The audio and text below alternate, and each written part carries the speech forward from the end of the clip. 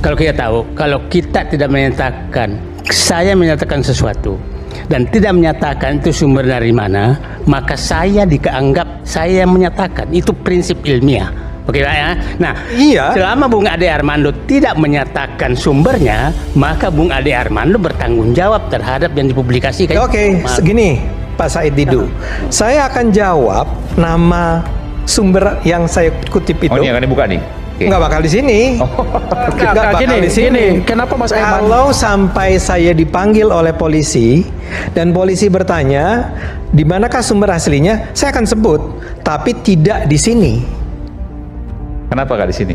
Ya memang untuk menghindari jangan sampai ada Dan itu kan hal-hal yang bukan rahasia Jadi, yang harus ditutupi. Iya, gini. buat saya rahasia. Mas Aiman. Karena melihat gaya-gaya orang untuk menyerang saya. Oh saja enggak, seperti Mas itu. Aiman, saya mau ingatkan. Tapi saya mau jelaskan satu hal. Saya mau ingatkan. Jangan pernah menuduh saya yang memotong. Oke, Mas Jangan Aiman. pernah menuduh saya yang memulai dan menyebarkan. Oke, Mas Kalau Aiman. itu Ketegangan terjadi dalam program Rakyat Bersuara yang ditayangkan di iNews TV.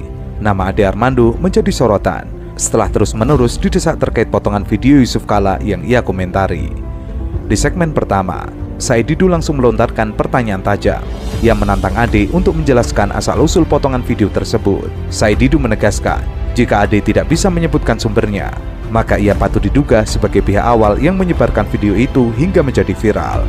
Saya sependapat dengan Pak Said tadi bahwa kalau dia tidak mencantumkan pertama atau dari mana sumber pemotong video itu, berarti logika publik menyatakan bahwa yang paling pertama yang memotong video itu adalah Ade Armando. enggak, saya sampaikan ke publik nih sekarang. Itu saya kutip dari sebuah akun TikTok yang lain. Oke, nggak apa-apa. Bukan saya. Oke, kedua, ini saya mau bilang buat Bung Ade. Apa kejadian di tanggal 8, 8, oke. lalu ceramah di tanggal 5 Maret, kok 1 bulan lebih baru dibahas ini yang potongan cuma 2 menit ini. Itu. Setelah Pak JK membicarakan soal ijazah Pak Jokowi. Ini kalau nonton dalam YouTube saya itu, saya pun sepikiran dengan Bung Fardin. Gini, saya mau bilang, di YouTube itu jelas kok ada kalimat yang menyatakan bunyinya seperti ini. Memang Pak JK ini agak bermasalah. Ada kok, saya bisa buka YouTube-nya. Saya bisa buka karena framing. Enggak bantah. Ada framing begini. Kok Pak JK bilang orang Kristen membunuh orang Islam? Karena lalu yang dalam YouTube itu, bentar dulu. Dalam YouTube itu saudara menyatakan jelas memang agak bermasalah Pak JK ini.